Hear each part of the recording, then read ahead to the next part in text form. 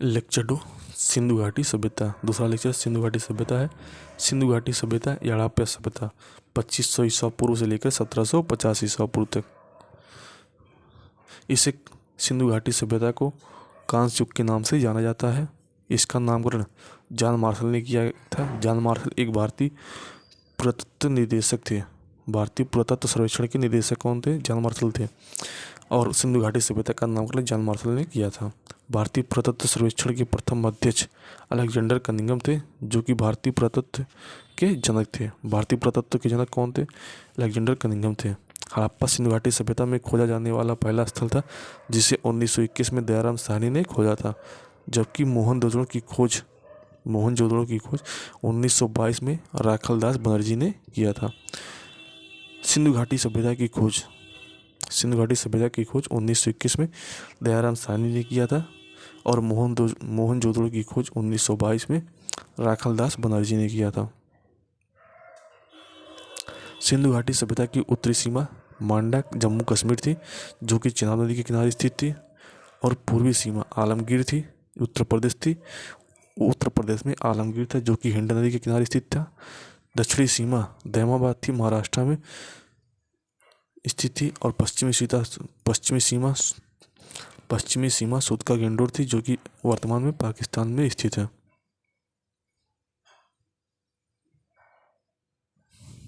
वर्तमान पाकिस्तान का चोलिस्तान क्षेत्र कभी सिंधु घाटी सभ्यता का समृद्ध भाग था। सिंधु घाटी सभ्यता की कृषियाँ, इसकी प्रमुख फसलें कौन कौन सी थी? गेहूँ और जौ थी। कपास, मसूर, चना, तिल, बाजरा, चावल और लहसुन थी। कृषि तकनीकें कालीबंगा राजस्थान में जुता हुआ खेत मिला था। जुता हुआ खेत कालीबंगा से प्राप्त हुआ था। समकोण पर स्थित दो प्रकार की हल्की लकीरें मिली थी, जो दर्शाती है कि दो अलग अलग फसलें उगाई जाती थी। हल चलाने के लिए बैलों का उपयोग किया जाता था। चोलिस्तान और बनौली में हल का टेराकोटा मॉडल प्राप्त हुआ है। चोलिस्तान पाकिस्तान में और बनौली में हल का टेराकोटा प्राप्त हुआ था। कपास सिंधु घाटी सभ्यता की एक विशिष्ट विशेषता थी। यूनानियों ने कपास के लिए सिंड्रान शब्द का उपयोग किया था। सिंधु घाटी सभ्यता में पशुपालन, भेड़, बकरी, भैंस, सूअर, सांड, बैल जैसे मवेशियों का पालन किया जाता था। जंगली सूअर, घड़ियाल, हिरन, मछली और पक्षियों की हड्डियां मिली हैं, जो उनके पालने का संकेत देती हैं। नोट: घोड़े और गाय के प्रमाण सिंधु घाटी सभ्यता से नहीं मिले हैं। सुरकोदड़ा से घोड़े की एक हड्डी प्राप्त हुई है। नगर नियोजन, सिंधु घाटी सभ्यता हड़प्पा सभ्यता की सबसे विशिष्ट विशेषता शहरी केंद्रों का विकास था। निर्माण कार्यों के लिए पकाई गई ईंटों का प्रयोग किया जाता था। मानकीकृत अनुपात वाली ईंटों का प्रयोग किया जाता था। यहाँ एक जलाशय मिला है धौलावीरा से। नगर नियोजन दो प्रकार से था। एक गढ़ था, जैसे नगरकोट कहते थे, दूसरा निचला शहर था। गढ़ या नगरकोट छोटा था लेकिन ऊंचा नगर था। यह दीवार से घिरा हुआ था, भौतिक रूप से पृथक था, जो निचला नगर थे। विशेष सार्वजनिक उद्देश्यों के लिए बनाया गया था। निचला शहर बड़ा था लेकिन निचला नगर था। यहाँ भी दीवारों से घिरा हुआ था। आवासीय भवनों के उद्देश्य के लिए बनाया गया था। नोट: धौलावीरा जो गुजरात में स्थित है, धौलावीरा 3 भागों में विभाजित था, जबकि चौंदड़ो पाकिस्तान में कोई भी गढ़ नहीं था। धौलावीरा 3 भागों में विभाजित था और चौंदड़ो में कोई भी गढ़ नहीं था। लोथल में स्थित गढ़ किलेबंदी से घिरा नहीं था, बल्कि ऊंचे मिट्टी ईंट के चबूतरों पर बनाया गया था।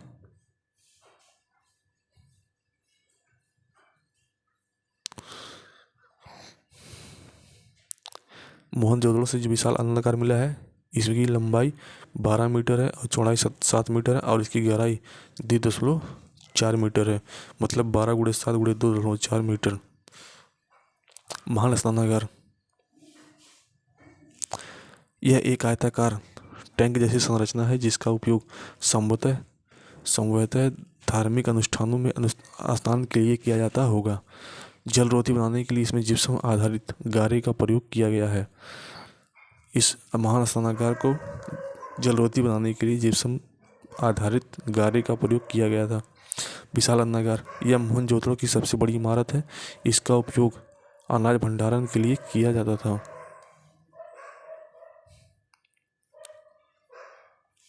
हड़प्पा का ईंट निर्मित अन्नागार, प्रत्येक पंक्ति में 6 अन्नागार थे।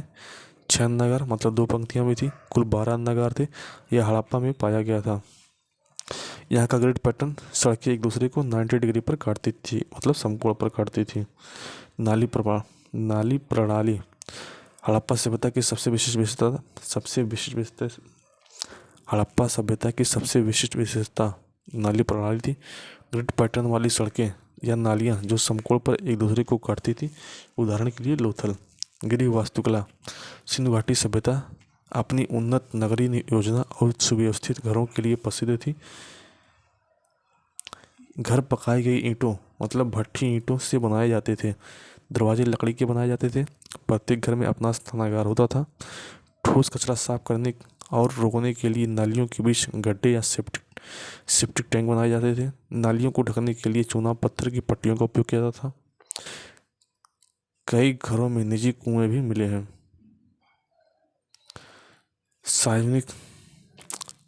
सामाजिक भिन्नताओं का अध्ययन, समाधि अध्ययन।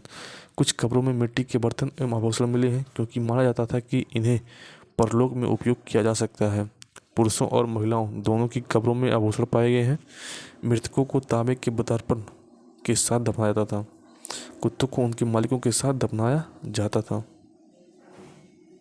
नोट, हड़प्पा में एक पुरुष की खोपड़ी के पास 3 शंख मुद्रिकाओं, एक जैस्पर मनके और सैकड़ों सूक्ष्म मनकों के बने आभूषण पाए गए हैं।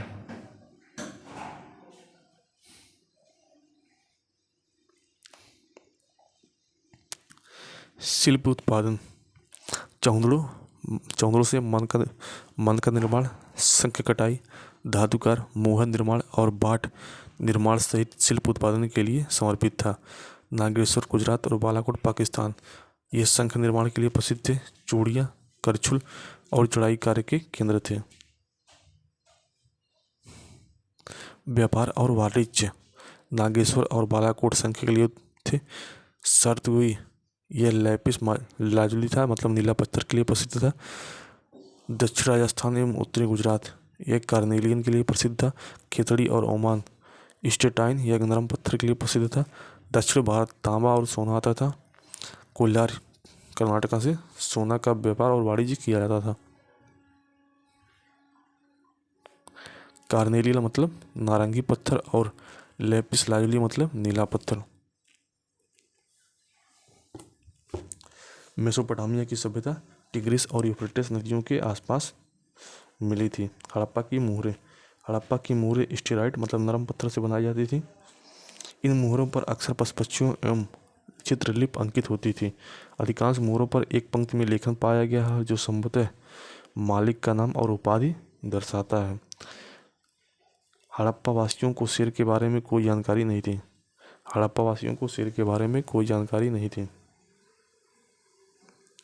सिंधु घाटी सभ्यता की लिपि, हड़प्पा की लिपि वर्णमाला क्रम में नहीं थी, यह एक चित्रलिपि थी।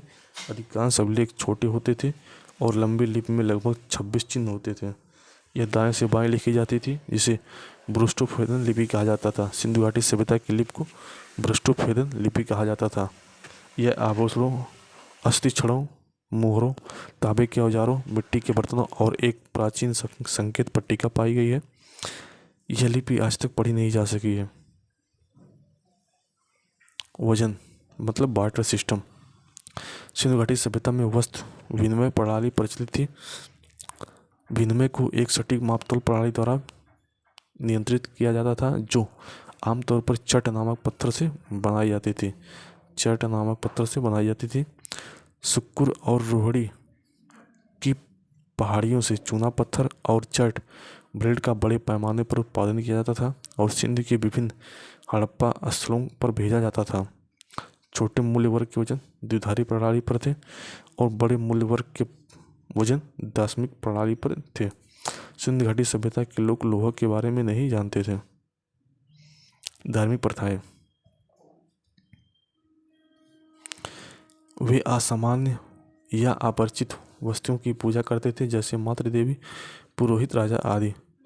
कालीबंगा और लोथल में अग्नि वेदिकाएं मिली हैं। अग्नि वेदिकाएं कालीबंगा और लोथल से प्राप्त हुई हैं। वजन 16 के गुणांकों में देखे गए थे। वजन एक समान थे। वजन 16 के गुणकों में देखे गए थे और जो कि एक वजन एक समान थे। मातृ देवी की मिट्टी की प्रतिमा जो भ्रूण से निकलते वृक्ष का प्रतीक है, यह मोहनजोदड़ो से मिला है। मातृ देवी की प्रतिमा मोहनजोदड़ो से मिली है। स्टेटाइट से बनी पुरोहित राजा की मूर्ति जो मोहनजोदड़ो से प्राप्त हुई है, इसकी ऊंचाई 17.5 सेंटीमीटर या 6.9 इंच है। कांस्य से बनी नृत्य करती हुई युवती की मूर्ति जो त्रिभंग मुद्रा में है, इसकी ऊंचाई 10.5 सेंटीमीटर है। योग मुद्रा में शिव पशुपति शिव की मोहर मिली है। एक सिंह वाला पशु मिलता है जिसे एक श्रृंगी कहा जाता था। धार्मिक प्रथाएं, मोहरों का अध्ययन। एक श्रृंगी मतलब एक सिंह वाला पशु मिला है। लिंग, शंकर के प्रतीक के रूप में पूजे जाने वाले शंखोकार पत्थर मिला है। आद्य शिव मोहर मतलब पशुपति की मोहर मिला है। उपयोग की जाने वाली मिट्टी के बर्तन कौन कौन से थे? गेरुआ रंग के मिट्टी के बर्तन थे। काले लाल मृदभांड थे। चित्रित धूसर मृदभांड थे। सिंधु घाटी सभ्यता के पतन के संभावित कारण जलवायु परिवर्तन माना जाता है। दूसरा, वनों की कटाई माना जाता है। तीसरा, अत्यधिक बाढ़ आता है माना जाता है। चौथा, नदियों का मार्ग बदलना या सूखना माना जाता है। पांचवा, विदेशी आक्रमण माना जाता है। स्थल हो गया, नदी हो गया और विशेषताएं हो गया। हड़प्पा की खोज 1921 में दयाराम साहनी द्वारा की थी। यह पंजाब पाकिस्तान में स्थित है। हड़प्पा रावी नदी के किनारे स्थित है। यह 6 अन्नागार की एक पंक्ति मिली है। मोहनजोदड़ो की खोज 1922 में हुई थी राखलदास बनर्जी द्वारा। यह सिंध पाकिस्तान में स्थित है।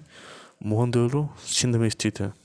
यहाँ पे विशाल अन्नागार, यहाँ पे विशाल मोहनजोदड़ो से विशाल स्नानागार, विशाल अन्नागार, आदिशिव की मूर्ति, नृत्य करती हुई बालिका की प्रतिमा, पृथ्वी देवी और दाढ़ी वाला पुरुष मिला है। चौंदड़ू यह सिंध में स्थित है। यह सिंध नदी के किनारे स्थित है। चौंदड़ू एक गढ़ रहित किला है। लोथल ये गुजरात में स्थित है। इसकी खोज एस.आर. राव ने की थी। लोथल भोगवा नदी के किनारे स्थित है। यह एक प्राचीन बंदरगाह था। यह गोरी था। अग्नि वेदिकाएं और युगल समाधि लोथल से मिली हुई है। कालीबंगा यह राजस्थान में स्थित है। कालीबंगा घग्गर नदी के किनारे स्थित है। कालीबंगा से अग्नि वेदिकाएं, काली चूड़ियाँ और जोती हुई भूमि मिली है। राखीगढ़ी हरियाणा में स्थित है। राखीगढ़ी घग्गर नदी के किनारे स्थित है। सबसे बड़ा सिंधु स्थल राखीगढ़ी है। टेराकोटा की पहिया और खिलौने प्राप्त हुए हैं राखीगढ़ी से। धौलावीरा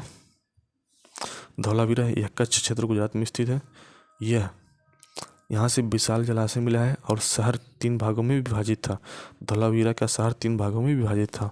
बनावली यह राजस्थान में स्थित, बनावली यह हरियाणा में स्थित है। यहाँ से जौ की खेती, ग्रिड पैटर्न का अभाव मिला है। बनावली में ग्रिड पैटर्न का अभाव है। भिराना जो कि हरियाणा में स्थित है, यह सबसे पुरानी हड़प्पा कालीन स्थल है। रोपड़ पंजाब में स्थित है। रोपड़ सतलुज नदी के किनारे स्थित है। यहाँ की विशेषताएं हैं गड्ढा समाधि। सनौली यह उत्तर प्रदेश में स्थित है। यहाँ एक विस्तारित समाधि प्राप्त हुई है।